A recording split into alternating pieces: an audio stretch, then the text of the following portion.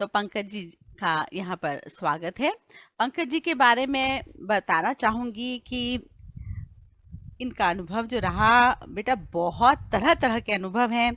तो ये सहायक प्राध्यापक के रूप में रहे, फिर सर्व शिक्षा अभियान, नेशनल बुक ट्रस्ट के लिए देश भर में शिक्षकों की 125 से अधिक कार्यशालाओं का संचालन किया।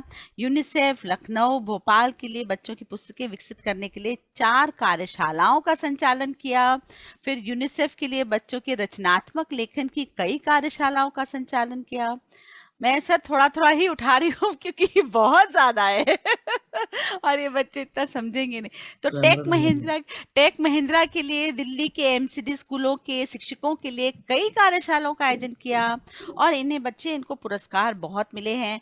तो पहला जो मिला यहाँ पर मध्य प्रदेश आंचलिक पत्रकार संघ द्वारा वर्ष 1991 में माखन लाल चतुर्वेदी पत्रकारिता पुरस्कार मिला। फिर चिल्ड्रन बुक ट्रस्ट द्वारा आयोजित छठी वार्षिक प्रतियोगिता में वर्ष 1999 के लिए ऐतिहासिक पारंपरिक संवर्ग का द्वितीय पुरस्कार मिला।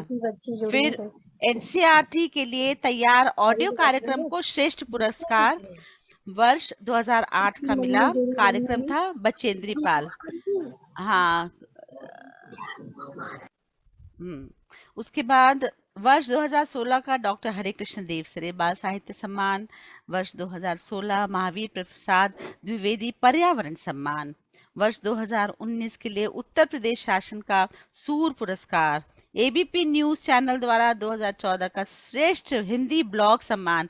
सर ये ब्लॉग से तो मैंने भी बहुत कुछ लिया था आपके, और मैंने स्कूल में जो नाटक मैंने आपको बताया था, नाटक जो मैंने कराए थे उनमें काफी इनका मैंने, क्योंकि स्कूलों में कई बार अवेयरनेस प्रोग्राम के लिए करना पड़ता था, पर यहाँ से मुझे बहुत फायदा मिला।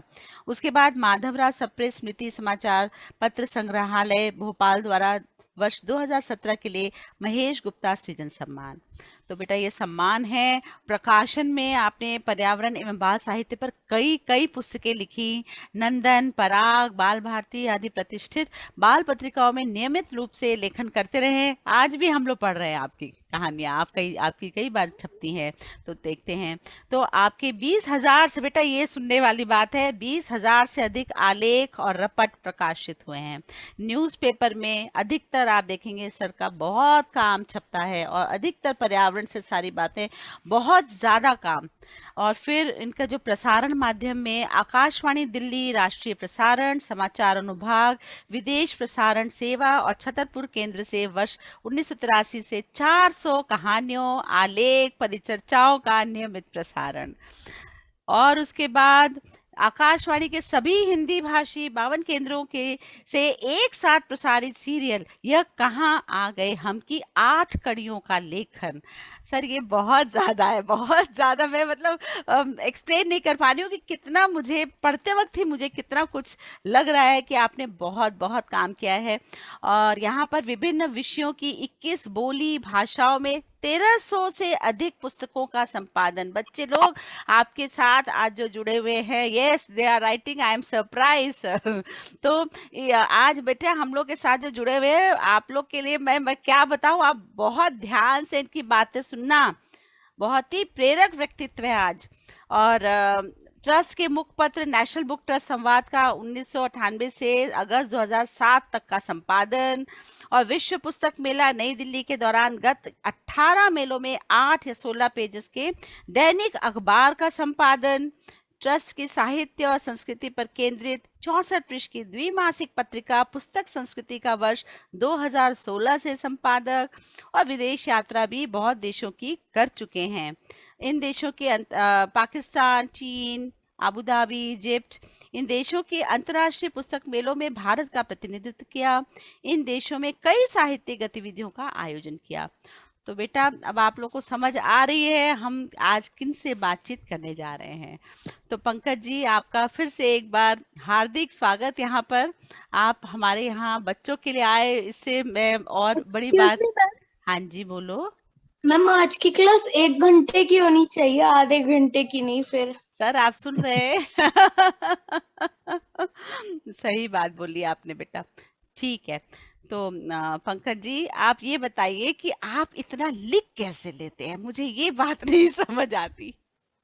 आप बस अब प्रश्न अपने आप ही लेते जाइए और बताते जाइए।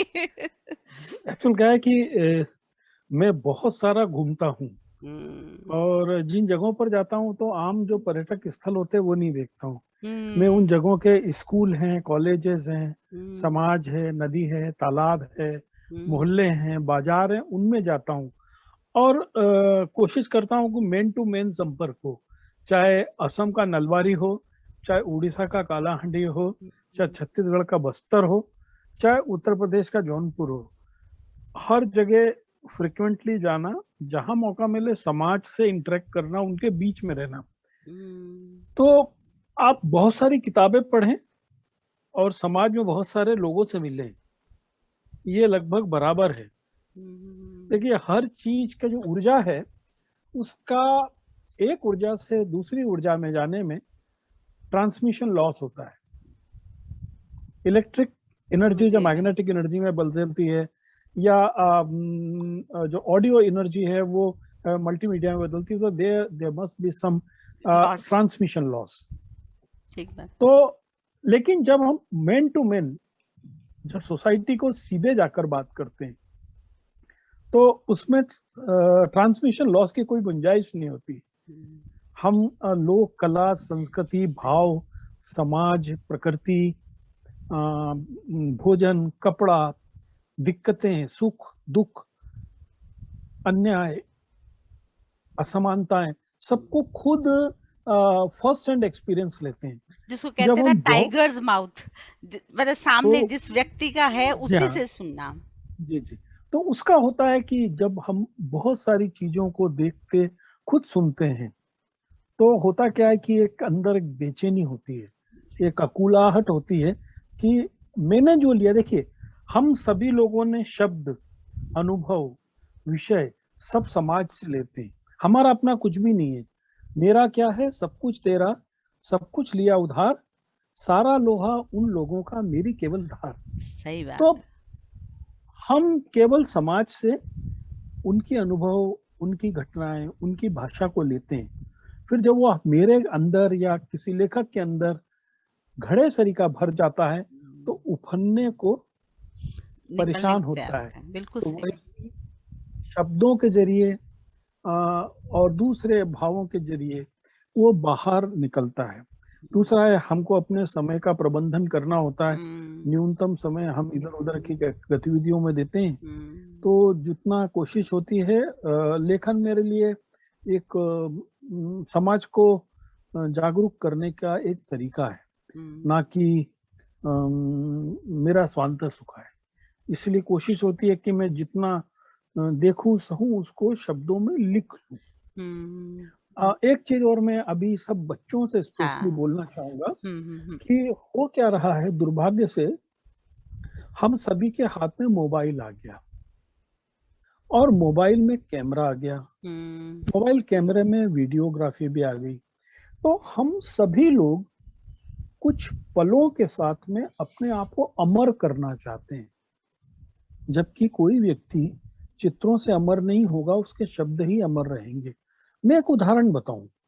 मैं जंगल देखने गया अपने पिताजी के साथ, हम्म और वहां पर मैंने देखा कि एक शेर है। हम्म मैं मेरी पहली प्रकृति होना चाहिए कि मैं शेर को अपनी आंखों से दिल खोल के रसास्वादन करूं। सही। लेकिन दुर्भाग्य से मैं सबसे पहले कैमरा खोलता हूं और सोचता हूं कि उसको कैमरे की नजर से देख लूं। सही। अब आपके आंखों के और शेर के बीच में एक डिवाइस डिवाइस आ कैमरा आ गया। गया, और प्रकृति का आनंद लेने के बीच में ट्रांसमिशन लॉस हो गया। बिल्कुल। और जैसे ही आपने उसको कैच किया, उसके बाद में आप उस वीडियो को बाद में कभी नहीं देखते हैं। आपकी सबसे पहली इच्छा होती कि मैं दूसरों को फॉरवर्ड कर दूं, दूसरे उसको देखें। तो हम्म ये जो कैमरे के साथ में अजर और अमर होने की प्रकृति इंसान में आ गई है ना, वो आपको इंसानों से, धरती से, दूर कर प्रकृति से रही। आपको जुड़ने नहीं दे रही है।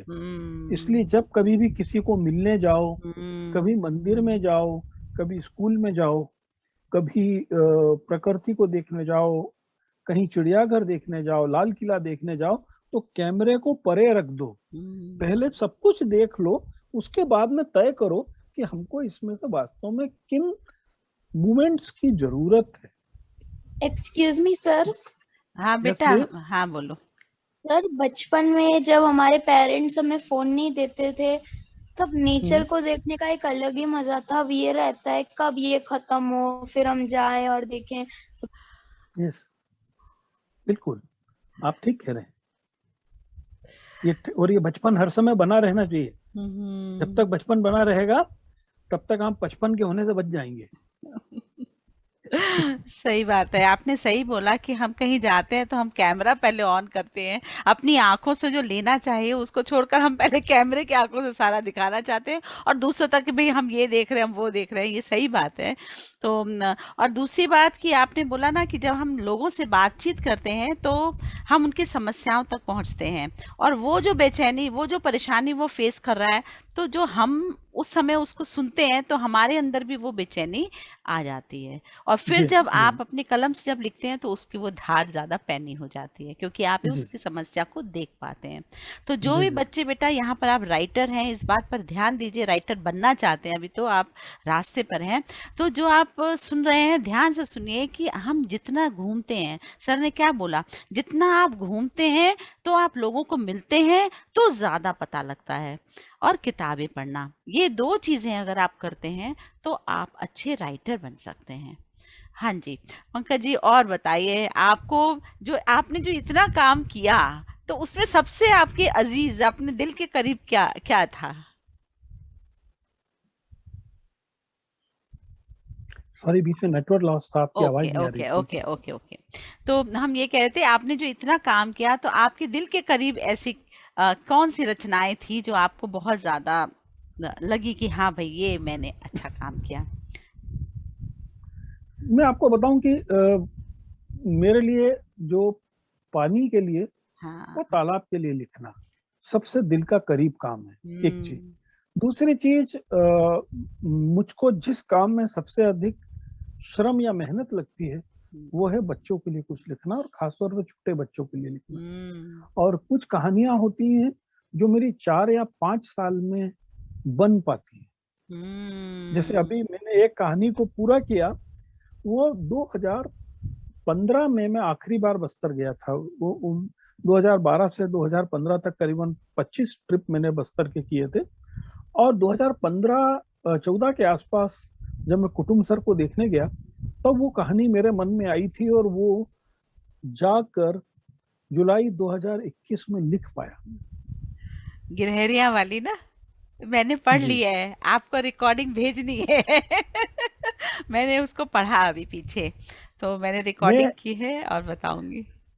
एक्चुअल उषा जी, उसकी क्या जो यानी जो उसका हासिल महफिल या जिसको कहना चाहिए संदेश है, वो ये है कि हम अपने आसपास कबूतरों को या बंदरों को खाना देके सोचते हैं कि हम धर्म का काम कर रहे हैं। वास्तव में हम उनकी जो जो मूल प्रकृति है उसकी हत्या कर दे रहे हैं। बिल्कुल हम सही उनको बात।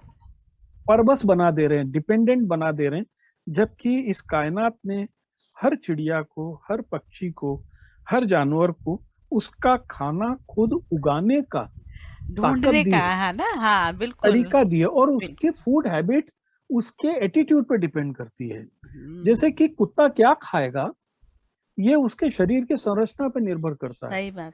कबूतर क्या खाएगा ये कबूतर की संरचना में निर्भर करता है। अब हमने कबूतर को ढेर सारा बाजरा और मोटा अनाज खिला के उसको इतना मोटा कर दिया कि जब हाँ। आसपास का चील या कौवा सरी का बड़ा पक्षी उसको पकड़ने आता है तो अपने वजन के कारण उड़ नहीं पा रहा है। हम्म। आपने कभी सोचा ये? हम्म। तो यहाँ हमारे यहाँ भी देते हैं लोग। अच्छा, कई लोग कुत्तों को बिस्किट खिला रहे हैं, जो मीठा वो वही बिस्किट है। देखिए क्या है कि जितने भी लोग इस समय जानवरों को खिला रहे हैं उसमें से हम्म। अधिकांश लोग धर्म के डर के कारण खिला रहे हैं। सही है। उनकी आस्था जो है वो प्रकृति पूजा में नहीं है, वो नहीं प्रकृति को है। नहीं पूज रहे हैं। वो हम्म। देखिए ना, आप मैं एक सेमिनार में बोल रहा था तो एक व्यक्ति थे, उन्होंने बोला मैं 27,000 पेड़ लगा चुका हूँ, 27,512। तो मैंने बोला आप पेड़ क्यों लगा रहे हैं? हम्म। बोले मैं पेड़ लगा रहा हूँ क्योंकि हम्म। 1 लाख पेड़ लगा के अपना नाम अमर करना चाहता हूँ, है ना, उनका इनडायरेक्टली कहना था। हम्म। मैंने बोला कभी आपने सोचा है कि मैं पेड़ क्यों लगा रहा हूँ? मुझको आम खाने को मिले मैं पेड़ क्यों लगा रहा हूँ, मुझको छाया मिले मैं पेड़ क्यों लगा रहा हूँ, क्योंकि मुझको ऑक्सीजन मिले। आपने कभी ये सोचा कि मैं पेड़ इसलिए लगा रहा हूँ कि ये प्रकृति के लिए जरूरी है, मैं अपने स्वार्थ के लिए क्यों कर रहा हूँ सब कुछ। सही देखिए बात। पर्यावरण का जो सवाल है, विशेष रूप से बच्चों को समझना चाहिए कि हाँ। पर्यावरण का सवाल ये नहीं है कि मुझको ऑक्सीजन मिले इसलिए मैं पेड़ लगाऊंगा, मुझे फल खाने को मिले इसलिए मैं पेड़ लगाऊंगा। सवाल ये है कि इस प्रकृति से हम पैदा हुए हैं और इस प्रकृति का संतुलन बना के रखना हमारा फर्ज है, क्योंकि मेरी पीढ़ी के बाद भी और पीढ़ियां आएंगी जो इस धरती को देखेंगी। यदि हम उस धरती को उस धरती के रूप में रखना चाहते हैं तो ये जरूरी है कि हम उस प्रकृति का जो मूल रूप है उसको बनाए रखें।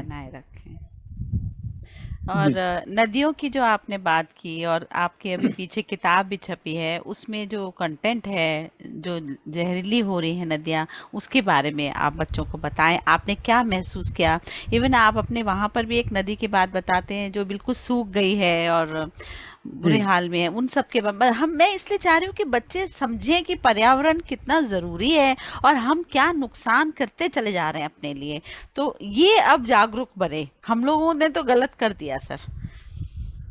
देखिए मैं ये हमारे साथ जितने बच्चे और उनके पेरेंट्स वो लोग जुड़े हैं उनको मैं एक चीज बताना चाहता हूँ कि आज से 50 या 60 साल पहले का जो समाज था, जो बहुमंजिला इमारतों में नहीं रहता था, जो गांव या कस्बों में रहता था, वहां पर पानी की स्थानीय व्यवस्था होती थी। पानी की स्थानीय व्यवस्था का मतलब ये, देखिए लोग कहते हैं कि वाटर रिसोर्सेस है नदी तालाब, ये जान के चलें कि नदी तालाब समुद्र कुआं ये वाटर रिसोर्स नहीं है। वाटर का रिसोर्स यानी वाटर का जो जहां मिलता है वो या तो बरसात है या ग्लेशियर है या झरने हैं। नदी तालाब कुएं ये सब पानी को संरक्षित करके रखने की जगह है। तो हमारी मूल सोच सबसे पहले स्पष्ट होना चाहिए, एक चीज। दूसरी चीज ये है, नदी इंसान के इस्तेमाल के लिए नहीं है। नदी इंसान के सीधे इस्तेमाल के लिए नहीं है। इसीलिए हमारे जितने पुराने शहर थे, गांव थे, वो कभी बिल्कुल नदी के सट के किनारे नहीं हुए। एक्चुअल क्या है, नदी एक इंसान की तरह जिंदा प्रकृति की चीज है। नदी की अपनी याददाश्त होती है। नदी का मन होता है कि मैं आज लेफ्ट हैंड पे टहल जाऊं, फिर उसका मन होता है मैं थोड़ा सा और टहल जाऊं। इंसान सोचता है नदी ने रास्ता बदल दिया और उसकी जो खाली जगह उसमें हम इमारत खड़ी कर लेते हैं। लेकिन नदी को लगता है अब तो बहुत हो गया, मैं वापस चलती हूँ अपने रास्ते में। तो वो जब पानी वो अपने घर को आती है तो उसको लगता है वहां पे तो आपका घर खड़ा हुआ है, और फिर लोग कहते हैं कि नदी मेरे घर में घुस गई, लेकिन वास्तव में नदी के घर में आप घुसे हुए थे। तो नदी जो है, नदी की प्रकृति है, उसको अविरल यानी बगैर किसी ऑब्स्ट्रक्शन के बहने दीजिए। जब नदी अच्छी तरीके से बहेगी तो उसके 200 किलोमीटर दायरे का जो ग्राउंड वाटर है, भूजल है, वो बहुत अच्छा होगा। जब ग्राउंड वाटर अच्छा होगा, जब धरती में नमी होगी, गीलापन होगा, तो उस इलाके के जो तालाब हैं, दरिया हैं, छोटे झरने हैं, वो खूब संपन्न होंगे, उसमें खूब पानी होगा।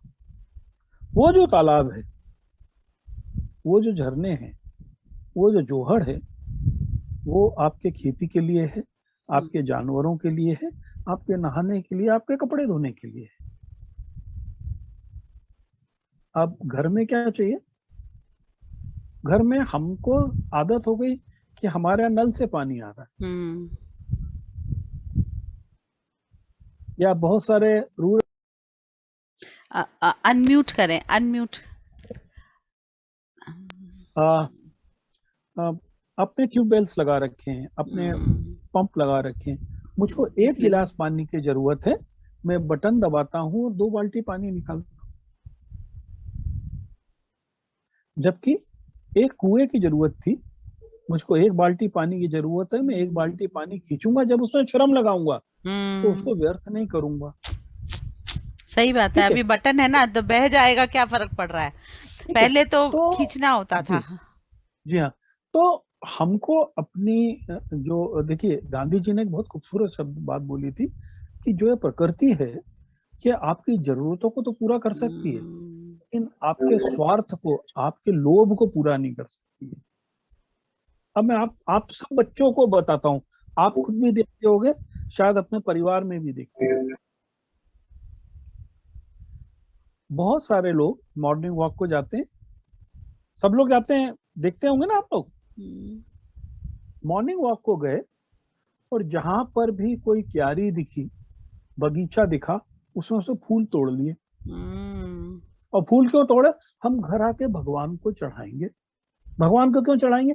क्योंकि भगवान खुश हो जाए। खुश हो जाएंगे। अब मैं यहीं से सवाल करता हूँ, हम्म, भगवान आपसे नाखुश कहाँ है? हम्म, या भगवान आपसे नाखुश क्यों है हम्म, कि आप उनको फूल चढ़ा के खुश कर सकते हो?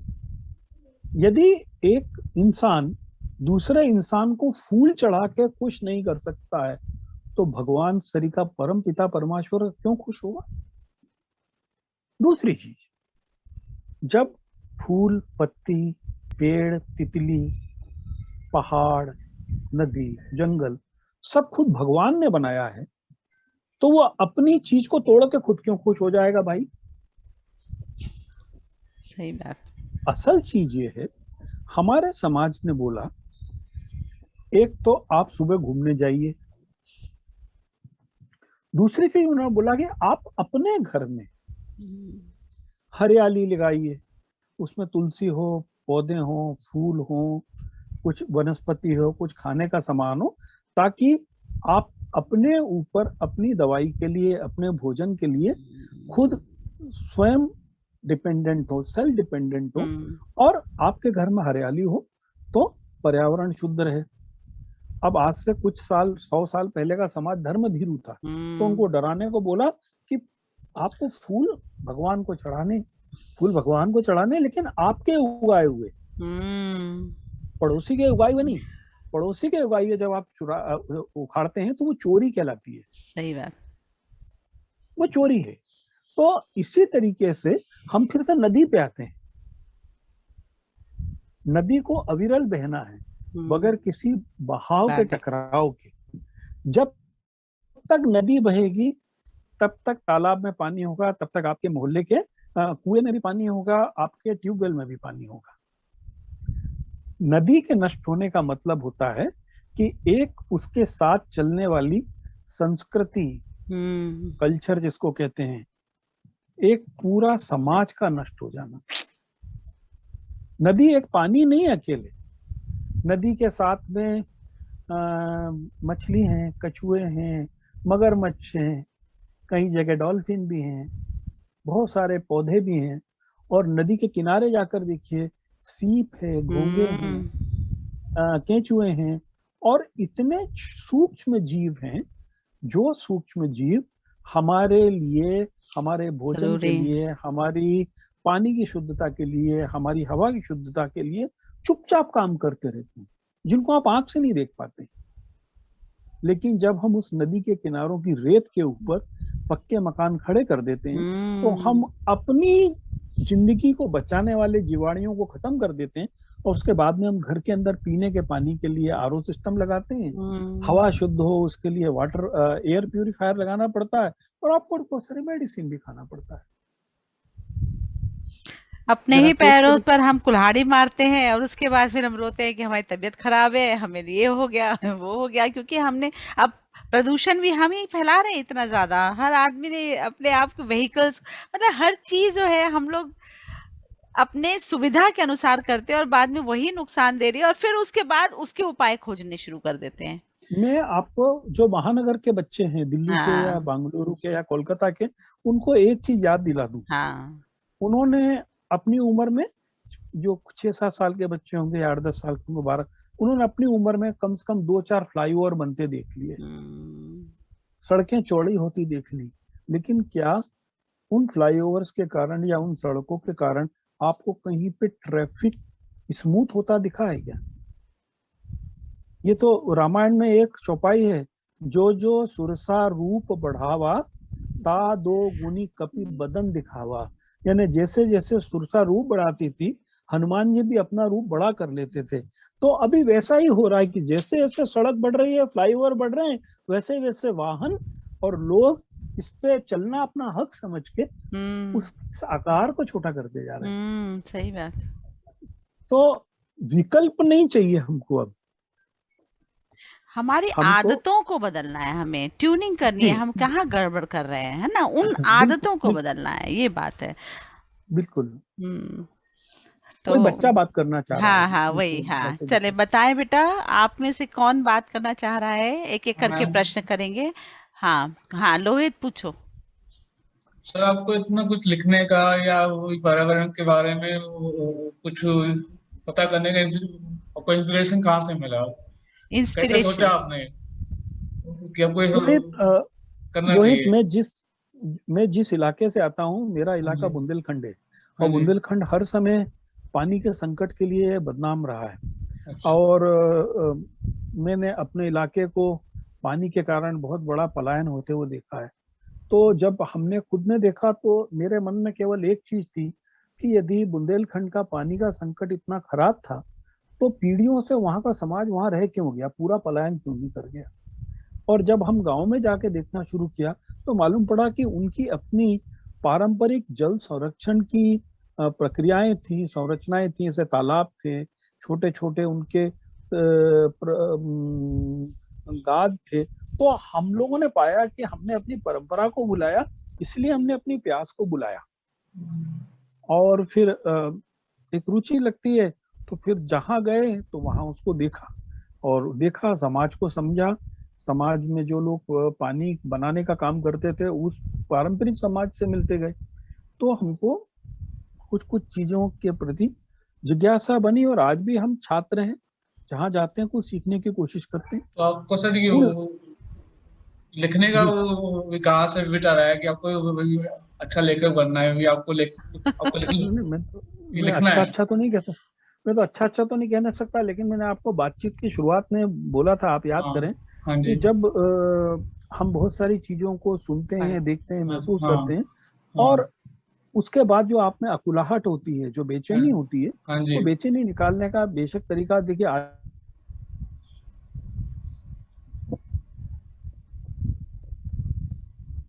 समझ नहीं आया। बेटा 1 मिनट वेट करो बेटा, वो कनेक्शन अभी टूट गया है, अभी फिर अच्छा, से आ रहा है, अभी वेट अच्छा, करो। अच्छा। मैम यहाँ पर तो सोसाइटी के नीचे लिखा है कि डू नॉट प्लग फ्लावर्स, हाँ सर आ गए, सर जुड़ गए। 500 rupees। हाँ हाँ सर बात करेंगे। हाँ हाँ जी सर, सर। लिखने का पूछ रहे थे। अभी संपर्क अभी फिर अच्छा, टूटा है अभी, तो कोई हाँ। बात। हाँ कोई अभी हो जाएगा। हाँ। है, जब तक मन ना बदले। हम्म। हमको अपने को तैयार होना पड़ेगा उसके लिए, है ना। हम्म। क्योंकि अच्छा, लिखने डू के नॉट लिए। प्लग हाँ। फ्लावर जहाँ लिखा हुआ है, वहां उसके कारण नहीं लिखा उनको। हाँ, हमको ये नहीं बताया गया कि हम क्यों ना तोड़ें। हम्म। हाँ, मैंने आपको बताया ना कि जब बहुत स्पष्ट बोला जाए कि ये चोरी है, इससे हम्म। भगवान खुश नहीं होता है। हम्म, भगवान चाहता है कि आप अपने घर में क्यारी लगाएं। हम्म। ये बहुत स्पष्ट होना चाहिए, हम्म। ठीक है ना। ठीक है। प्राची आपको भी पूछना था कुछ? Prachi you were, I think you wanted to ask. Kanha पूछना है, कान्हा पूछो। मैम यहाँ पर तो नीचे सोसाइटी में लगा है कि do not plug flowers, this 500 rupees। हाँ तो वो उन्होंने 500 है, पेनल्टी लगा फाइन दिया ना, लगा है। इसीलिए हाँ पेनल्टी लगा दी ना, लोगों को ऐसा नहीं करना है ना, क्यों प्लग करना है फ्लावर्स को, है ना, इसलिए। ऋषभ को कुछ बोलना है, ऋषभ बोले बेटा,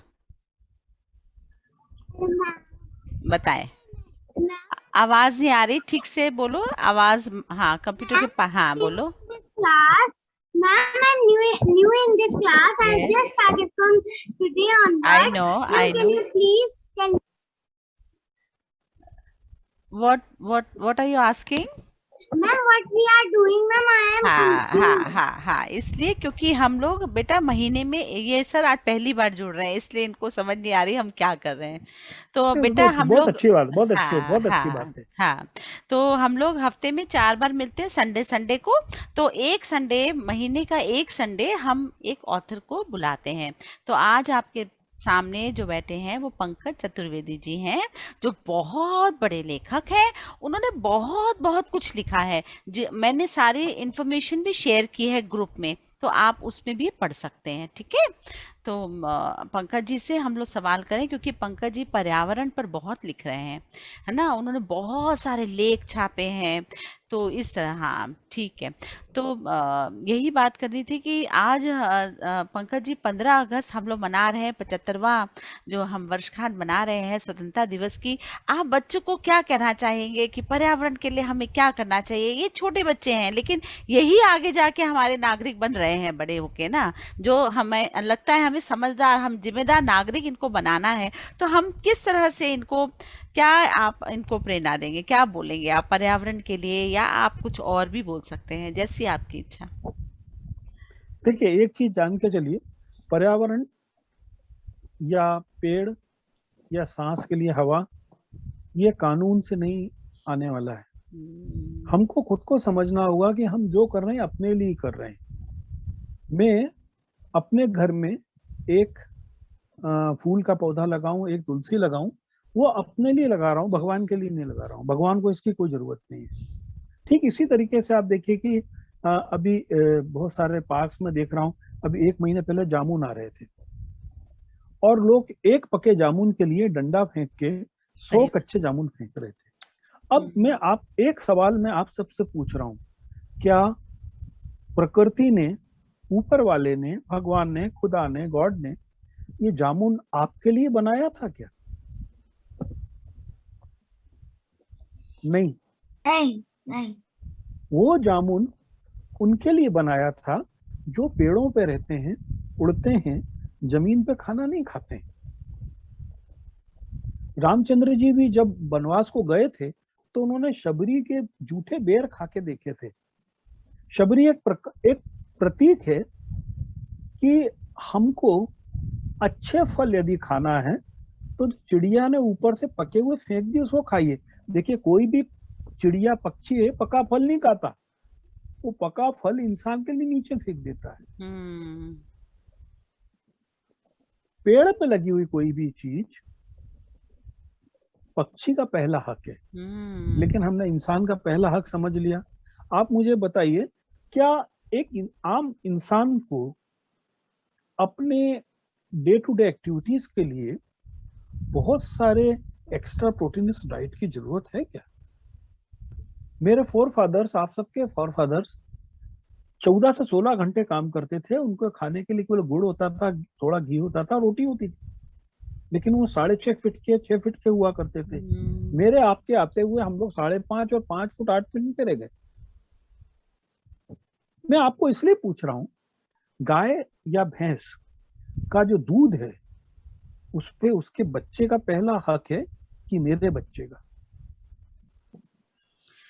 सर, गाय के बच्चे का पहला हक है। यस।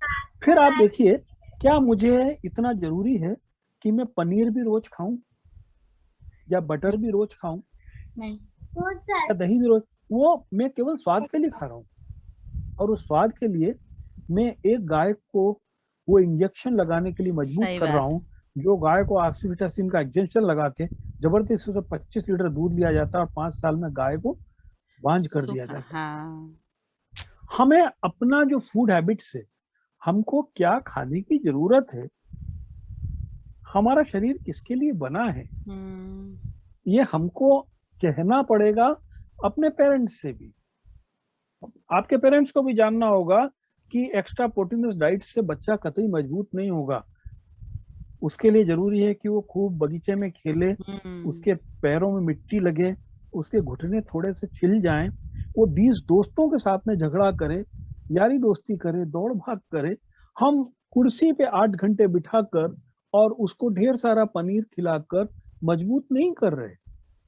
सर, मैं एक चीज बोलना चाहता हूँ। जानवर का जी बोलो सर बच्चे। इंडिया ये में एक ऐसी भी ट्राइब है जो 2 दिन तक लगातार भाग सकती है, और रिसर्च से ये पता चला कि जब हम जूते पहनते हैं तो शार्प कट्स लगते हैं पैर में, और जब हम बिना जूतों के भागते हैं तो सॉफ्ट कट्स लगते हैं, तो हम ज्यादा भाग पाते हैं और एनर्जी भी ज्यादा बचती है। देखिए, ये एक बहुत अलग डिस्प्यूटेड मैटर है। ट्राइब्स जिस परिस्थितियों में रहते हैं और वो ट्रेडिशनली जिन परिवारों से आते हैं, उसकी बराबरी मैं और आप नहीं कर सकते हैं, क्योंकि हम 4 या 5 जो पीढ़ी से हमारे हैबिटाट, हमारी फूड हैबिट, हमारी बॉडी का स्ट्रक्चर वो नहीं है जो ट्राइब्स का है। तो देखिए, दुनिया में जो शेर खाना खाता है वो हिरण नहीं खाता है, जो हिरण खाना खाता है वो कुत्ता नहीं खाता है। इसी हिसाब से इंसान का, जैसे मैं आपको उदाहरण बताऊं, जो पंजाब के लोग हैं या कश्मीर के लोग हैं, उनको एक्स्ट्रा प्रोटीनस डाइट की जरूरत है, क्योंकि वो पूरे देश का पेट भरने के लिए खेतों में काम करते हैं। और 1900 से पहले की हिस्ट्री को देखेंगे तो विदेश से जितने भी आक्रमण करने वाले भारत में आए, वो पंजाब और कश्मीर के रास्ते से आए। तो वो लड़ते भी थे और खेती भी करते थे, इसलिए उनको अधिक प्रोटीन की जरूरत होती थी। इसलिए पंजाब में, हरियाणा में, कश्मीर में वो लोग छोले हैं, चने हैं, राजमा हैं, उस तरह की चीज खाते हैं। लेकिन आप यकीन मानो, आज से 20 साल पहले मध्य प्रदेश में राजमा कोई जानता नहीं था। छोले ओकेजनल बनते थे, इट वाज एक कोई ओकेजनल डिश होती थी साल में एक बार बनने की, क्योंकि वहां के लोगों को इतने प्रोटीन की जरूरत नहीं थी। राइस ईटिंग स्टेट्स अलग हुआ करते थे। तो हमने अपनी फूड हैबिट जो है उनको गलत तरीके से बदल दिया है। तो जो हमको अपनी खाने की जरूरतों को तय करना पड़ेगा, हमको अपने पानी पीने की जरूरतों को तय करना पड़ेगा। यदि मैं एक आम खा के काम चला सकता हूं, तो मैं उसको मिक्सी में उसका मिल्क मिला के और उसको करके बिजली का खर्चा भी बढ़ा रहा हूँ, और जो उसका मूल स्वाद है उसके साथ में कॉकटेल कर रहा हूँ, उसकी मूल प्रकृति को बदल रहा हूँ। क्या इसकी मुझे जरूरत है?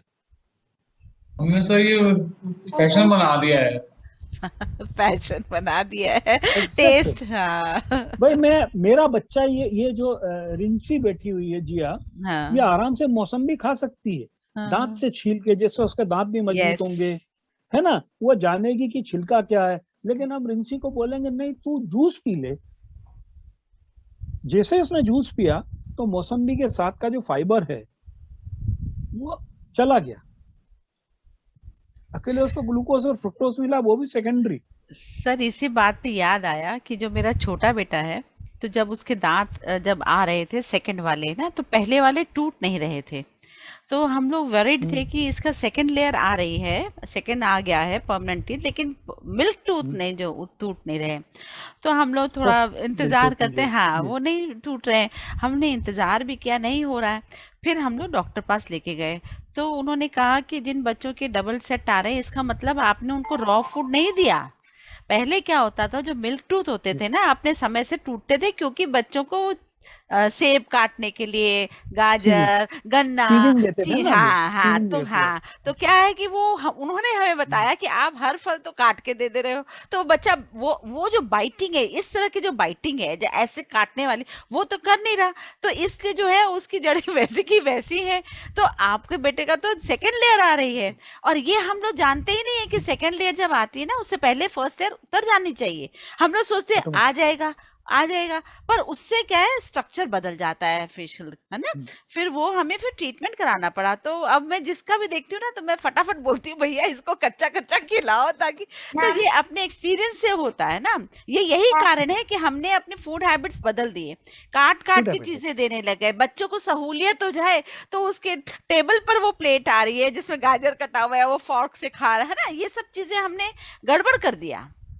नहीं, हम लोग बेचारा जल्दी बना दे रहे हैं ना किसी को। मुझको लग रहा है कोई, देखिए उसका कारण क्या है कि हम सबने समाज में ये सोचा कि जो आदमी मेहनत करके कमा रहा है, जो रिक्शा चला रहा है, या जो सफाई का कूड़ा उठा के ले जा रहा है, या जो वजन उठा रहा है, या जो गड्ढा खोद रहा है, वो सब दोयम दर्जे का काम है। तो हमको लगता है कि यदि मेरा बच्चा खुद से प्लेट धो रहा है तो वो कुछ अच्छा काम नहीं कर रहा है, या वो अपना फूड लाने अपने किचन तक लेके आ रहा है वो खाने के बाद में अपनी प्लेट्स को बाद में वॉश बेसिन पे रख रहा है, या आज काम करने वाला आपके घर में नहीं है तो खुद मात रहा है, तो हमको उसको कहना चाहिए yes this is the part of life yes, and you can do, mandatory no part of problem. Life, हाँ बिल्कुल, है ना, यू कैन डू ना, you have to do. Yes, तो मैम जिसको श्रम का महत्व है, यदि हाँ, हम उसको समझने का, वो कोई बेचारा नहीं है। देखिए, यदि एक चिड़िया अपना अन्न उगाने के लिए 5 किलोमीटर उड़ के जा उड़ रही है, जा रही है, या हाँ, एक शेर अपने शिकार के लिए 5 किलोमीटर एक हिरण को दौड़ा रहा है, या एक हिरण घास खाने के लिए अपने जीवन को बचाते हुए घने जंगलों में धीमे धीमे खा रहा है, हाँ, तो ये प्रकृति है। हम्म, हमें उनको दया की जरूरत नहीं है, वो चाहते हैं कि आप उसमें इंटरप्ट मत करो, दखल ना दो। सही ठीक बात है, है, हाँ इसी बिल्कुल, तरीके से इंसान भी है। इंसान का जो प्राकृतिक भोजन है, प्राकृतिक जीवन है, जो हम नेचुरल है, यानी मैं फिर से घूम के आ रहा हूँ कि हाँ, आप प्रकृति को अपनी आंखों से देखो, मोबाइल के कैमरे से मत देखो, हम्म, दूसरे को मत दिखाओ, खुद देखो।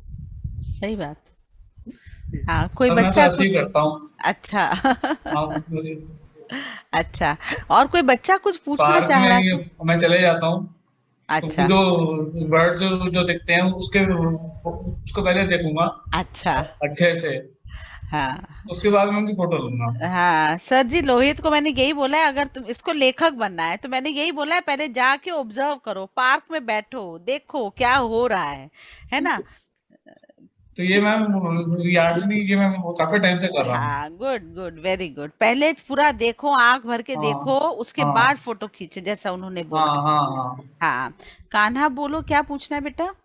मैम मैं बोल रही हूँ हमें जैसे है वैसे ही खाना चाहिए फूड, पर मैंने बहुत बार एप्पल कोते खाने की है बिना छीलने की, हाँ, पर मेरा दांत छील नहीं पाता है। हाँ, कमजोर है ना दांत बेटा। मैं सर से एक और प्रश्न पूछना चाहता हाँ, हूँ। एक सेकंड, पहले कान्हा का प्रश्न अच्छा पूरा वो अच्छा बता दे। अच्छा अच्छा।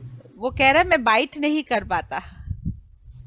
बाइट कर हम पाता हूँ तो पर वो छिलका से वो मैं हाँ, नहीं कर पाता। देखो, आप एक काम करें, काना, जो आपके यहाँ एप्पल आता है ना, उसको पहले हल्का सा गर्म गरम पानी पानी से में। मम्मी से बोले धो लें, क्योंकि आजकल क्या हो रहा है कि एप्पल को लंबे समय तक अच्छा रखने के लिए बहुत सारे जो प्रोड्यूसर हैं, वो एप्पल के ऊपर एक बहुत माइनर पतली सी मोम की लेयर कर देते हैं। जब आप उसको गर्म वैक्स पानी की में लेयर डालेंगे तो आ आप गई। देखेंगे वो लेयर अलग हो, वैक्स की लेयर हो जाती है बिल्कुल, ना। हाँ। तो देखिए, दूसरी चीज यही हो कि जैसे ही डिमांड बढ़ी, तो लोगों ने प्रोडक्शन बढ़ाने के और मार्केटिंग के अलग अलग तरीके खोज लिए, उसकी भी त्रासदी हो रही है। हम टमाटर को या मटर को बरसात में नहीं खाएंगे तो बहुत अच्छा है। अब हमारे घर में बोलते थे जो 4 महीने बरसात के, इसमें पत्ती वाली कोई चीज मत खाओ। लोग उसको धर्म से जोड़ते हैं, लेकिन ईमानदारी की बात है, ये वो समय है बरसात में, छोटे छोटे जो कीड़े। जीवाणु होते हैं वो पत्तियों के ऊपर आकर बैठ जाते हैं, जो आपको आंख से भी नहीं दिखते, इसलिए बोलते हैं इस समय मत खाओ। मटर को इसीलिए बोलते हैं इस समय मत खाओ, क्योंकि मटर में इल्ली हो जाती है इस समय। अमरूद को कहते हैं मत खाओ, क्योंकि अमरूद का जो पेड़ से जुड़ा हुआ उसमें सफेद रंग की इल्ली होती है। वो धर्म नहीं है। धर्म का सहारा इसलिए लिया गया क्योंकि लोग समझें। मेरी एक किताब है लोक आस्था और पर्यावरण, उसमें मैंने पूरे जो हमारे त्योहार हैं, दिवाली है, होली है, छठ है, उन सबके पीछे का वैज्ञानिक कारण क्या उसमें लिखा है। जैसे छठ है, नदियों के और तालाबों का तट साफ करने का त्योहार है। होली जो है,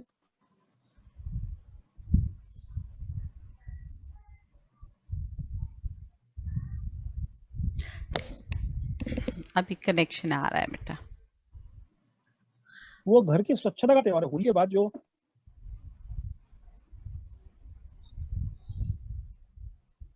पर्व का हर त्योहार के पीछे समाज को नियम के अनुकूल बांध के रखने की थी। जैसे कि मैं आपको उदाहरण बताऊं, होली का त्योहार, होली पे होली जलाना है।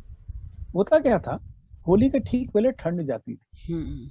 अब ठंड में पहले तो बिजली नहीं थी घरों में, पहले टॉयलेट्स नहीं हुआ करते थे, तो लोग क्या करते थे कि घर में बहुत सारी जलावन इकट्ठी करके रखते थे। बरसात के दिनों, ठंड के दिनों के लिए बहुत सारा खाना इकट्ठा करके रखते थे, लकड़ियों कंडे रखते थे, और अंधेरा होने से पहले घर आ जाया करते थे। अब होली आ रही है, होली में नई फसल आती है, तो सबसे पहले आपको घर को साफ करना है, घर का जो कूड़ा करकट है उसको बाहर निकालना है। अब कूड़ा करकट यदि आप फेंक दोगे तो कोई नगर पालिका उठा के उसको कहाँ ले? कूड़ा करकट पहले क्या होता था, कपड़े, लकड़ी, कंडे, इसी टाइप की चीजें, बायोडिग्रेडेबल। तो उन्होंने बोला होली के नाम पर इसको जला दिया और आपका घर साफ हो गया। अब जो नई फसल आएगी उसको रखने को जगह भी हो गई और आपके घर की सफाई हो गई। इसी तरीके से दीपावली की परंपराएं थी। फिर उनके साथ में कोई कहानियां जोड़ती गई देवी की, देवताओं की। लेकिन जो हमारा आदि समाज था वो जबरदस्त प्रकृति पर निर्भर था। तो वो हर त्योहार को, हर श्लोक को, हर दिन को, हर देवता को प्रकृति की रक्षा के लिए रखता था। और उसके साथ में कहानियां जुड़ जाती थी, देवी की, देवता की, पुराण की, अच्छाई पे बुराई की जीत की। लेकिन उन सबके पीछे कहानी ये होती थी कि आपको जो प्रकृति ने जन्म दिया है आप उस प्रकृति को वैसे ही संभाल के रखिए। किसी और बच्चे को कोई प्रश्न पूछना है? अरेन कुछ पूछना चाहते हो? हाँ, नहीं है, ओके। हाँ, एक सेकेंड। हाँ बोलो बेटा, प्राची बोलो। किसको बोलना है? और प्राची को बोल। हाँ लोहित अभी पूछते हैं, और भी कोई बच्चा पूछ रहा था बीच में, एक मिनट। किसी को पूछना था? हाँ बोलो। हाँ रिंची बोलो बेटा, अरे बोलो बोलो। सर मैं ये पूछना चाहती हूँ कि जितनी आपने बच्चों के लिए किताबें लिखी, तो जब आप लिखने जा रहे थे तब आपके मन में क्या विचार आया कि मैं इससे शुरुआत करूँ? क्या देखकर विचार आया, ये जानना चाहती हूँ। बच्चों के लिए। ओके हाँ, देखो बेटा क्या होता है कि हर व्यक्ति का, जैसे मेरा भी एक बचपन रहा है, ठीक है। हम जब बच्चे थे तो इस दुनिया के बारे में कैसा सोचते थे, हमारी क्या कल्पनाएं होती थी, वो हमारे मन में था। फिर हमने समाज को बदलते देखा, फिर इंची सरी के बच्चों को बड़े होते देखा, अपने घर में भी और समाज में भी। तो हमें लगा कि इन बच्चों को क्या पढ़ने को दिया जाए। आपके पास में ऑलरेडी बहुत सारी टेक्स्ट बुक है जिसके अंदर साइंस भी है, सिविक्स भी है, जियोग्राफी भी है, एनवायरमेंट भी है, मैथमेटिक्स भी है, हिंदी में है, अंग्रेजी है। लेकिन उसके अलावा आपको हम ऐसा क्या पढ़ने को दें जिसमें एंटरटेनमेंट भी हो, मनोरंजन भी हो और आपको एक ऐसी जानकारी मिले जो आपकी टेक्स्ट बुक की जानकारी को और मजबूत करे। लेकिन उसपे कोई आपसे प्रश्न नहीं पूछेगा, उसका कोई आपको एग्जाम नहीं लेगा, उसको कोई आपको जोर नहीं देगा कि आपको इसको पढ़ना ही है, और आपको कोई ये भी नहीं बोलेगा। तो बच्चों, इस कहानी को पढ़ने के बाद में आपको मालूम पड़ा कि हमको पेड़ नहीं काटना चाहिए। जब ये चीजें दिमाग में होती हैं तो जो सामने घटनाएं होती हैं, जैसे कि अभी आप ही लोगों से कुछ बात कर रहे हैं, अभी बच्चे के बनाए हम चित्र देख रहे थे, उनमें से कोई कैरेक्टर हो सकता है कल को एक कहानी के रूप में डेवलप हो जाए। ठीक है ना? हाँ लोहित अब पूछ सकते हो आप बेटा। मैम वो पूछ सकता है सर मुझको किसको पूछना है? मैम ऋषभ। हाँ ऋषभ पूछो पूछो पूछो। मैम मुझे ये प्रश्न पूछना था कि जब ये सब लिखते हैं तब मैम हमने देखा है हमारी बुक्स में ज्यादा से ज्यादा साइड में ड्राइंग भी बनी होती है। ठीक है। वो यही बनाते हैं या फिर एडिट करके आता है? नहीं बेटा, इलस्ट्रेटर जो होता है, चित्रकार होते हैं, वो अपने काम के माहिर लोग होते हैं और अलग लोग होते हैं। और वो लोग जो हम लोग लिखते हैं उसके अकॉर्डिंगली जब मेरा काम खत्म हो जाता है तब चित्रकार का काम शुरू होता है, वो उस पर चित्र बनाता है। और फिर आपको एक चीज और बताऊं, जब चित्र बन जाते हैं तो एक बार फिर हमारा काम शुरू होता है कि जो बात चित्र में आ गई है उसको शब्दों में लिखने की जरूरत नहीं, तो उसको फिर से थोड़ा काट दिया जाए और इस तरीके से किताब तैयार हो जाती है। लेकिन सर वो जो होता है, वो जो जब बनाते हैं तो उसमें हमने देखा है कि ऐसा नहीं लगता है कि उन्होंने स्केच किया है, ऐसा लगता है उसे प्रिंट आउट निकाला है। बेटा दुनिया में कोई भी जो चित्र बनता है या प्रिंट आउट भी निकालता है तो एट द एंड उसको कोई ना कोई तो बनाते ही है ना। हाँ कोई तो बना रहा है ना, कोई तो बनाएगा ही उसको, है ना। तो बेटा ऐसे कलाकार दुनिया में बहुत माहिर हैं जो हाँ बनाते हैं। अभी एक बच्चे का मैं देख रहा था, लाल किले का कितना अच्छा चित्र बनाया था। हम्म हम सबको लग रहा था कि उसने कहीं से को ट्रेस किया हुआ है, हाँ, ये देखो लेकिन कितना वो सुंदर है ना, कान्हा ने बनाया, देखो। एक बनाया कान्हा ने बनाया था, हाँ हाँ, है ना बहुत जी। सुंदर बनाया तो हुआ है। आप ही चित्र बनाने वाले भी आप ही जैसे बच्चे होते हैं, वो लिखने वाले भी आप जैसे ही होते हैं। कोई ये दुनिया में अलग से कोई नहीं आता है। हम सभी लोग में एक चित्रकार, एक लेखक, एक संपादक छुपा होता है। बस जरूरत होती है वक्त की कि उसको सही मौका मिले और वो काम करने लगता है। और कोई जरूरी नहीं सभी लेखक बने, कोई मिट्टी का खिलौना बना सकता है, कोई गाना भी गाता है, कोई वाद्य यंत्र बजाता है, कोई बहुत अच्छा श्रोता होता है और कोई बहुत अच्छा। अनम्यूट करें, अनम्यूट पंकज जी, अनम्यूट कर दें। हाँ हाँ, तो बच्चों और कोई प्रश्न? हाँ, लोहित के पास सर बहुत प्रश्न होते हैं। हाँ हाँ, नैन्सी पूछो। नैन्सी मैम, हम पूछना चाहते थे कि अगर हमारी नदी इतनी काली हो जाए, गंदी होके, तो उसको साफ कैसे करेंगे? देखो बेटा, सबसे बड़ी चीज है कि हमारी जो पूरा तंत्र है और जो हमको सिखाया जाता है, वो सिखाया जाता है कि किसी समस्या का समाधान कैसे किया जाए। लेकिन हमारे समाज की, हम सबकी सबसे पहली प्राथमिकता ये होना चाहिए कि समस्या खड़ी ना हो। नदी आखिर गंदी क्यों होती है ना? जैसे आपके घर में आप देखेंगे 12 से 15 किस्म के साबुन आते हैं। नहाने का साबुन, शैम्पू, उसके बाद में कपड़े धोने का साबुन, कपड़े धोने का लिक्विड साबुन, गरम कपड़े धोने का साबुन, किचन का लिक्विड, किचन का बट्टा, देन उसके बाद में कंडीशनर अलग है, हैंड वॉश अलग है। फिर उसके बाद में आप देखेंगे कि एक फिनाइल आ रहा है, फिर उसके बाद देखेंगे 2 किस्म के टॉयलेट क्लीनर आ रहे हैं। एट द एंड ये जितने चीज के साबुन की जरूरत है वो नाली के जरिए, नालों में कोरोना ने बढ़ा लिया सर ये। नहीं, कोरोना ने नहीं बढ़ाया। ये हम लोग के घर में पहले से ही चल रहा है बेटा, हम लोग तो यूज करते रहते हैं। हम लोग दिन में 12 घंटे टीवी देखते हैं। कोरोना क्या आने के बाद ज्यादा हो गया। हाँ, वो तो बेटा सैनिटाइजर ज्यादा हो गया। सैनिटाइजर वो तो एक अलग कारण है, अदरवाइज सैनिटाइजर भी हो गया और भी सावधानियां भी ज्यादा कर दी हमने। हाँ, वो तो बेटा वो एक अलग सुरक्षा के पॉइंट, लेकिन उससे पहले ही हमारे घरों में ये सब हो रहा है, फिनाइल और ये सब है ना, उनकी बात करें, जितने केमिकल्स हम यूज कर रहे हैं ना, ये सब उनके बारे में बता रहे हैं। अब तो वो सब जाके नदियों में जुड़ रहे हैं। अब आप देखिए, एक उदाहरण मैं आपको बताता हूँ। कुछ साल पहले हम लोगों ने दिल्ली में 50 लोगों के ग्रुप ने रोज सुबह 5 बजे से घूमने निकलना शुरू किया, थैला लटका कर। और हर सुबह निकलते थे और क्या करते थे कि जो प्लास्टिक की पानी की खाली बोतलें होती थी ना, वो इकट्ठी करते थे।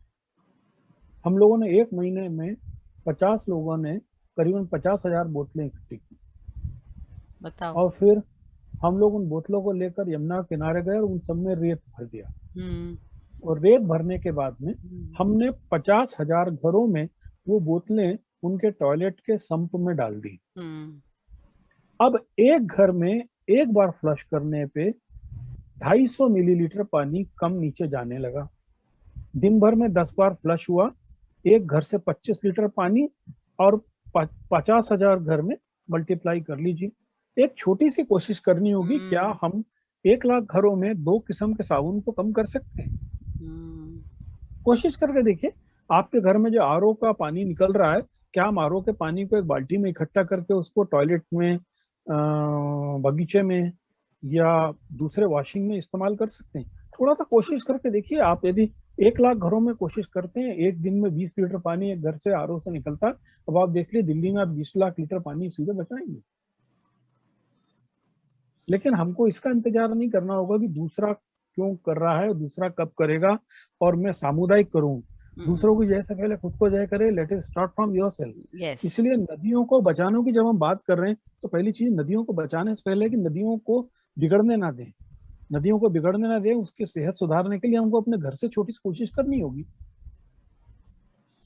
यदि आप नदियों के प्रति संवेदनशील हो जाएंगे, ये जानेंगे कि मेरी हैसियत, मेरा देश, मेरा गांव, मेरा शहर नदी के कारण जिंदा है, केवल ये भाव यदि आपके अंदर होगा, यदि आप उसके अंदर चॉकलेट खा के रैपर भी फेंकने से बचेंगे तो आप जान के चलें कि आप जैसे 10 लाख 20 लाख लोग यदि देश में हो जाएंगे तो नदी अपने आप बच जाएगी। उसके लिए किसी तंत्र की, किसी मैजिक की जरूरत नहीं पड़ेगी। बच्चों, आज सर ने लगभग 1 घंटा पूरा हमें बताया, इतनी सारी बातें बताई है ना। तो आप लोग अब आज मुझे पता है बहुत मोटिवेटेड जरूर हुए होंगे और अवश्य ही कहीं ना कहीं बदलाव तो आएगा, मुझे पूरा पक्का यकीन है। और जो बदलाव आप करेंगे आप मुझे बताएंगे कुछ दिनों में। सर, मैं आपसे फिर ये संपर्क करके बताऊंगी कि आपके इस टॉक के बाद बच्चों में क्या परिवर्तन आया, क्या उन्होंने कुछ प्रयास किया, है ना। मैं आपको जरूर बताऊंगी ताकि इनको पता लगे कि ये सिर्फ टॉक नहीं है, you have to walk the talk, है ना। जो भी हमने सुना उस पर काम करने की जरूरत है, खाली सुन के हाँ बहुत अच्छा लगा नहीं बोलना है ना। हाँ, अभी एक और बच्चे की आवाज आई थी। मैं बोल रहा था कि उन्होंने तो बुक्स की कोई बात ही नहीं की, सिर्फ नेचर की बात की है। ये बुक्स में, इनकी बुक्स में यही तो बातें हैं, बुक्स की तो बात की। हाँ, ये सारी तो बुक्स की बातें हैं, है ना। ये बुक्स में हमने यही पूछा था ना, जो आपने अपनी किताबों में लिखा है वो क्या लिखा है, तो वो यही सब लिखा है। नदियों की बातें लिखी है, नदियाँ किस तरह खराब हो रही है उसकी बात हो रही है, किस तरह हम गलत प्रैक्टिसेस कर रहे हैं उसकी बात हो रही है। तो ये सारी जितनी बातें इन्होंने बताई इनकी बुक्स में है, ठीक है। हाँ, तो फिर तो हमको बिना पढ़े इतना सारा पता चल गया। देखा, यही तो बात है। जब हम एक ऑथर यहाँ पर आते हैं वो इतना एक्सपीरियंस लेकर आते हैं कि इनकी किताबों में जो लिखा हुआ है आपके सामने 1 घंटे में कितनी बातें हो गई, है ना। पढ़ना तो है ही, लेकिन जब आप सामने मिलते हो तो आप और अलग तरह से मोटिवेट होते हैं, ठीक है ना। तो आज जितनी भी बातें सुनी, सब लोग कोई भी एक भी चीज पकड़ ले, कोई भी एक एक चीज पकड़ ले, तो भी उन्होंने क्या बोला कि एक व्यक्ति भी बदलता है तो समाज बदलता है। मैं एक छोटी सी बात में पूछना चाहता हूँ और एक छोटी सी बात मैं बताना चाहता हूँ। बताओ जल्दी बेटा, उनको भी मैम, टाइम। हाँ बोलो। जब मैं स्कूल में था ना तो मैंने सुना था कि हम पानी को जब ये खुला छोड़ देते हैं ना तो पानी का टैप में से पानी जो आता है काफी वेस्ट होता है। तो अब मैंने क्या किया है कि अब मैं जब वो सुबह ब्रश करता हूँ तो मुझे याद आया था कि उसको खुला नहीं छोड़ के रखना। बहुत अच्छा। तो मैं इसको अब पानी को बंद कर देता हूँ। सब लोग क्लैपिंग करेंगे इस बात के लिए। मैं भी यही करता हूँ। शाबाश शाबाश शाबाश शाबाश, बहुत अच्छा। एक स्कूल की छोटी सी बात अगर आपको याद है और आप वो करते हैं तो बहुत बड़ी बात है ये बेटा। तो पापा को भी मैं उनको बोलता हूँ, जब पापा को भी बोलना है बहुत। तो शेव करते हैं तो उनको बोलता हूँ कि पानी का नल को खुला हुआ, इससे पानी काफी वेस्ट हो रहा है। बहुत अच्छा, बहुत ही अच्छा। तो पानी बंद का आप सब जैसे ये कह रहे हैं ना, सभी जिद पकड़ लें, अगर घर में सभी को रोकना है कि नहीं इतना सब वहीं से होगा। तर इसीलिए बच्चों में अगर हम ये बात कर देते हैं ना, अब ये बीज पड़ जाता है बचपन में, फिर क्या होता है कि ये घरों में अपने करने नहीं देते। जैसे हम लोग पटाखों की जब बात करते हैं ना तो स्कूल में खूब भर देते हैं, पटाखे नहीं जलाने, उससे बहुत बड़ा इम्पैक्ट देखने को मिलता है। ये इसलिए बच्चों को पकड़ना बहुत जरूरी है। तो मुझे लगता है बच्चों आज तो हम लोग का सेशन बहुत ही शानदार है। छोटा सा सवाल पूछना है मैम। फिर सवाल तुम्हारे सवाल सर क्या करें इस लड़के का। छोटा सा सवाल है। अच्छा बोल दो बेटा, उनको भी काम होगा ना बच्चे। हाँ बोलो। सर, एक मैंने सुना है कि किस्सा और कहानी, तो किस्सा और कहानी में उनको डिफरेंस नहीं पता करता। देखिए, किस्सा और कहानी में कोई अंतर नहीं है। अच्छा, है ना। कहानी का है जो कहते हैं वो कहानी हुआ, वो किस्सा एक उर्दू शब्द है ना। किससे है ना आया, तो वो किस्सा उर्दू शब्द है। कहानी जो है वो किस्सा कह रहे हैं वो उर्दू से शब्द आया है, जैसे किससे, वो भी एक कहानी, वो सेम है कह रहे हैं। अच्छा, ठीक है। किस्सा और कहानी को अलग चीज नहीं है। ठीक है कि वो यानी वो किस्सा कहानी कहने लगे, कोई फर्क नहीं है। और मेन चीज मैं आपको एक चीज बताऊं, आप परिभाषाओं में मत पढ़ें। आप क्या कर रहे हैं उस पर करें, लोगों को डिसाइड करने दीजिए कि किस्सा है, कहानी है, व्यंग है, कविता है, नाटक है। Let the reader decide.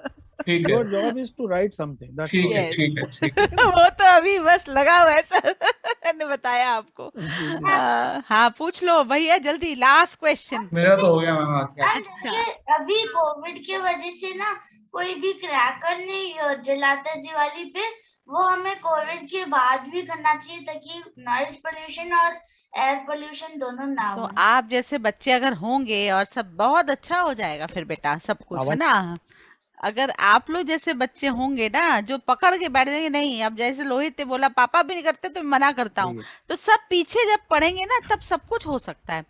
तो और जिद से ज्यादा जरूरी है कि हम तर्क के साथ बात करें। हाँ जिद जिद जिद चोरी छुपे वही काम करने को मजबूर करती है, लेकिन तर्क आपकी आत्मा को बदल देता है। और जब आत्मा बदल जाती है तो फिर उसको किसी का ये जरूरत नहीं होती कि वो देख रहा है इसलिए मैं ऐसा करूं, उसका मन देखता है और वो करता है। हाँ सही बात।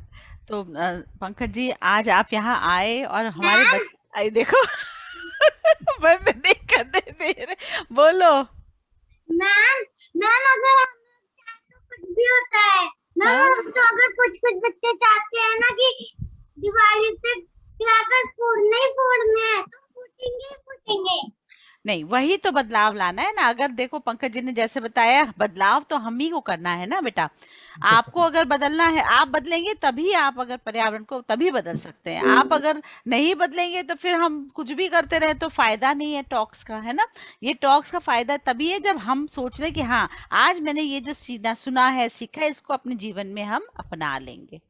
ठीक है तो अब हम वाइंड अप कर रहे हैं बेटा, अब नो मोर क्वेश्चंस। ठीक है तो पंकज जी आप यहाँ आए, आपने देखा बच्चे कितने ज्यादा आपकी बात सुन रहे थे, इतनी तर्क वितर्क भी हुए कि भाई सर ये बताइए। इसका मतलब बच्चे बहुत जिज्ञासु हैं और इनकी जिज्ञासा जब आप जैसे लोग आके जब यहाँ पर इनकी बातों का जवाब देते हैं तो मुझे अच्छा लगता है कि हम सही दिशा में हैं। अवश्य ही ये बच्चे इस चीज जितना भी आपसे सीखा है इन्होंने ये जरूर ये आगे इसको लेकर जाएंगे, इसका मुझे पूरा विश्वास है। और जिज्ञासा मतलब जानने की इच्छा ये बच्चा हमारा बहुत जिज्ञासु है बहुत बढ़िया और डरते नहीं है। अब ये धीरे धीरे अब खुलने लगे हैं क्योंकि ऑथर्स आने लग गए हैं तो खुलने लगे हैं। पहले हम लोग जो डर के रहते थे ना वो माहौल अब नहीं रहा, ये लोग अब थोड़ा थोड़ा बेटर फील करते हैं। तो सर जी आपका बहुत बहुत धन्यवाद। अरे बोलो बच्चे। मैम मैंने इंडिपेंडेंस डे के ऊपर एक क्विज बनाई है। हाँ ठीक है वो हम अब अगली बार करेंगे। ठीक है आज तो पंकज जी के साथ सारी बातचीत है इनका, आपका हमने ज्यादा ही समय ले लिया sir, I am so sorry. बच्चों के प्रश्न इतने ज्यादा थे। हाँ मुझे अच्छा लगा आप यहाँ बहुत बहुत धन्यवाद। सब बच्चे थैंक यू बोलेंगे सर को एक बार। Pankaj ji thank you sir. Thank you so much, बहुत अच्छा लगा। हाँ इन्होंने देखे अवन्या ने लिखा है कि वी हैव, हाँ इनको नए तरीके से रहने का इनको एक अलग अवन्या लास्ट में आप कह सकते हो हैं कि चली गए। Yes ma'am. हाँ बताइए लास्ट आपकी बारी है उसके वाइंड अप करेंगे। ठीक है बोलो क्या बोलना चाहते हो। आज हमने सीखा जैसे पहले कोई हमें कीड़ा दिखता था जो कुछ करने के लिए मेहनत कर रहा है और हमें लगता था कि क्यों ना हम इसे मदद करते हैं। पर आज जब मैंने बातें सुनी आपकी तो मैंने सीखा कि अगर हम उनको खुद ही उनका काम करने देंगे तभी वो अपनी लाइफ के लिए अलग अच्छे से प्रिपेयर हो जाएंगे। बहुत सुंदर। और दूसरी चीजों में जो जान है उनको जैसे उनकी परवरिश हो रही है वैसे ही हमारी हो रही है और अगर हम उनकी परवरिश को रोक देंगे या उसमें बदलाव कर देंगे तो फिर उनकी आदतें अलग हो जाएंगी। पंकज जी अगर बच्चे ये समझ गए हैं इस टॉक से तो बहुत ही बड़ी बात हुई है। मैं तो ये कहूंगी बहुत सफल रहा जो भी बात हमने की, बहुत अच्छा लगा मुझे। बेटा अब और कोई प्रश्न नहीं होगा सर को जाना है, हमें समय देना है। ठीक है हाँ thank you so much sir, बहुत बहुत ही अच्छा लगा और मुझे लगता है बच्चे जरूर कुछ ना कुछ और बदलाव लाएंगे अपने जीवन में। तो आपका हार्दिक धन्यवाद, आप यहाँ आए और बच्चों के साथ आपने अपना इतना समय व्यतीत किया, बहुत बहुत धन्यवाद। मेरा भी आभार आपके लिए उषा जी कि इतने प्यारे बच्चों से मुझे मिलने का मौका दिया और उन सब बच्चों ने बहुत तसल्ली से मेरी बात को सुना, तो उन बच्चों के लिए मैं आभारी हूँ। और वो भी बच्चे भी मुझे मार्गदर्शन देंगे तो अच्छा लगेगा, क्योंकि मेरा काम केवल आप लोगों से सीखना और दूसरे समाज को दे देना है, मेरा अपना कुछ भी नहीं है। तो आप सबका बहुत बहुत आभार, धन्यवाद। धन्यवाद। Thank you sir. धन्यवाद। Thank you sir. सर